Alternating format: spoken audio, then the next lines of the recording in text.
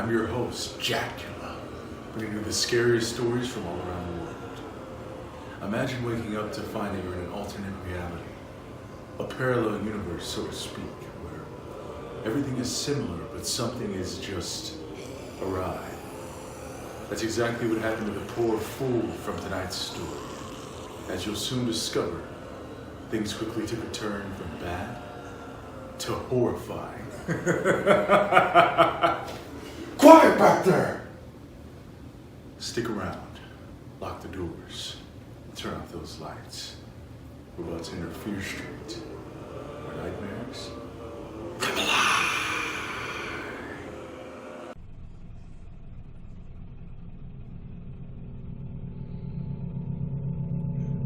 Before I get started, let me just say that up until last summer, I was a regular bloke. I wasn't the kind of person who would believe in alternate dimensions, spirits, or anything of the sort. But when you have something like what I experienced happen to you firsthand, you start to question reality as you know it. Now, I don't know what I believe, but I certainly know there's more to this reality than meets the eye. Allow me to first introduce myself. I'm Jordan, I'm 23 years old and a regular guy from the Stockwell area of London. Although I did fairly well in school, I decided not to go to university and instead have a go at being an entrepreneur. I had created a successful apparel shop by age 21 and all was going well until one day I was robbed at gunpoint. My shop took a big hit, obviously, but it could have no doubt recovered. I, on the other hand, couldn't. During the robbery, I was pistol whipped and knocked unconscious. When I awoke, I was never quite the same. I became highly anxious, to the point of paranoia.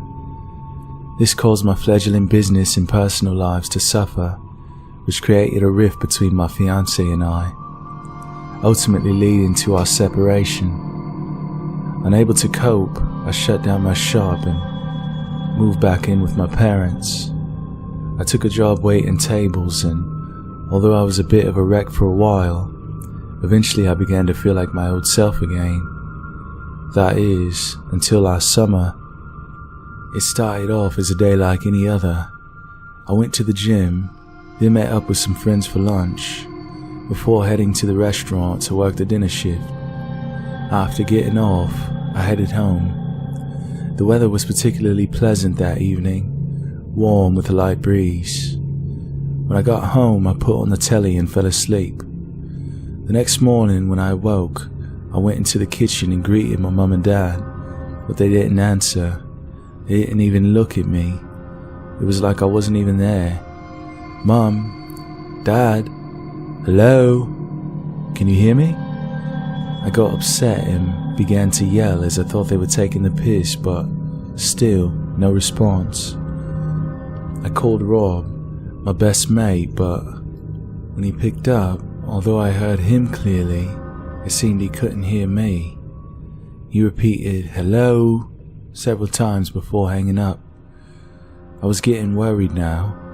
Was this all a bad joke? How could Rob be in on it? I ran outside and, upon seeing my neighbor Jan walk into her car, I approached her. Jan, can you hear me? I said. Can you see me? Jan! She didn't acknowledge me. I was in full panic mode at this point. My only saving grace was the thought that this was all a bad dream. But if that was the case, why did it seem so real? Why couldn't I wake up? I ran to the nearest market and asked the cashier if she could see me. When she didn't respond, I fell to the ground in anguish. Why was this happening to me? Just then, I saw something move out of the corner of my eye. I looked over to see a black mist suspended about 3 feet off the ground. What the hell? I started, but was left speechless when I saw it turn into what I can only describe as some sort of demon. First it formed 2 legs, withered and thin, then a torso, emaciated in appearance, long spindly arms protruding from it, a slender neck, and finally a head. This thing was hideous. It had rotted flesh, a sunken-in face, no lips, and was on all fours. I was frozen in disbelief until it started towards me. It crawled in an unnatural way, creeping slowly, interspersed with bursts of speed that looked like a computer video skipping forward. I looked around and to my surprise found that no one else seemed to notice it. It was getting closer now, and my adrenaline kicked into overdrive. I booked it through the store, heading backwards as that thing was between me and the front door.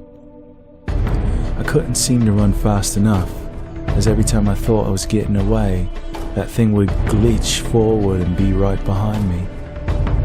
I screamed before finally reaching the back door.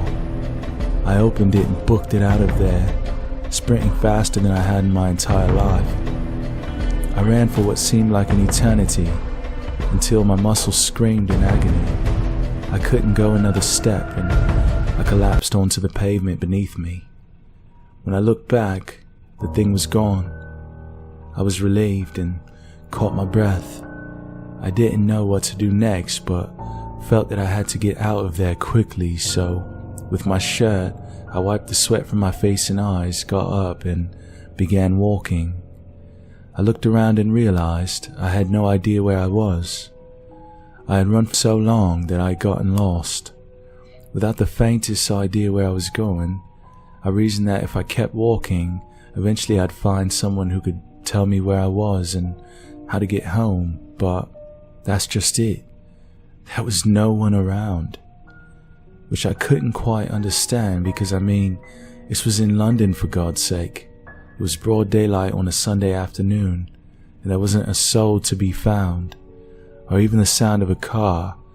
Nothing. It was like everyone had just vanished into thin air.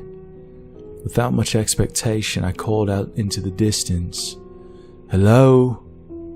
Hello?" It went unanswered. My empty stomach growled, followed by sharp hunger pangs. I realized I hadn't eaten all day. I had to get something to eat, but where? I spotted some flats up ahead, but still no sign of a person. I decided to try the doors. The first one I tried was locked, so I knocked softly, not expecting an answer. When I didn't get one, I tried another and another. They were locked as well. I felt badly, trying to break into someone's home, but I had no other option as there was no market in sight. The fourth time proved to be the charm as the door was unlocked and I was able to get in.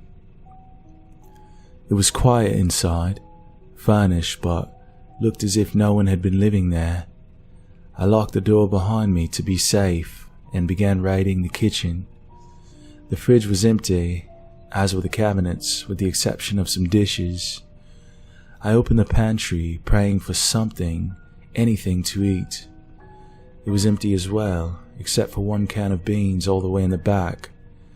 I'd never been so happy to see food, let alone beans. I grabbed them and began searching for a can opener.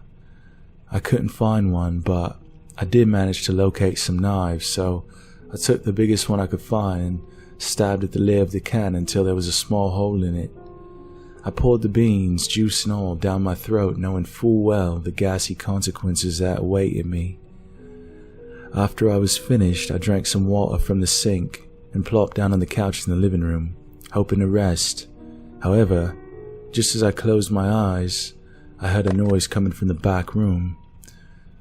I cautiously got up and went to check it out, making sure to be as quiet as a mouse. The noise sounded familiar, although I couldn't pinpoint where I'd heard it before. When I reached the back room, I turned on the light and was relieved to find that nothing seemed out of the ordinary. I decided that it was time to find my way back home as the sun was setting. As I made my way back to the front door, a portal, like the one I had seen earlier, appeared, blocking it. The same hideous creature from before began materializing out of it. I wasn't going to stick around to watch it, so I booked it for the back room.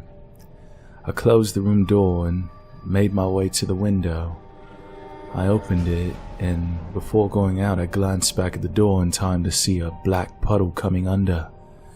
This black puddle then proceeded to start transforming into that hideous creature, which scared me out of the window so fast I fell onto my back. This knocked the wind out of me, and for a few moments I couldn't get up. That is, until I saw that creature peering at me with those eyes, those heartless, soulless eyes. I got up and ran and ran and ran. Much to my dismay, there was still no one anywhere to be seen. I was exhausted from running all day, but eventually, after running for what seemed like hours, I started to recognize where I was. With renewed enthusiasm, I made my way home. When I went inside, the house was empty and eerily silent, but I couldn't go another step, so I plopped down on my bed, and before I knew it, I fell asleep. Upon waking, I heard noises coming from the kitchen. Thinking the worst, I went to check them out. When I saw that it was my parents, I was so happy. "Mom? Dad? Can you hear me?" I said. "Yes, of course," my mom said. "Are you feeling okay?" my dad said. "Yes," I said, as a tear rolled down my cheek. As it turns out, they had no recollection of the previous day. It was as if it had never happened, for them anyway. For me, however, it happened, and it was as real as it was terrifying. Some people tell me it was just a very real night terror, but that doesn't explain why my back was so sore, like I had fallen, or why my legs were so sore for over a week afterward. It was an intense soreness, the kind that can only come from having to suddenly run until you drop in exhaustion, over and over.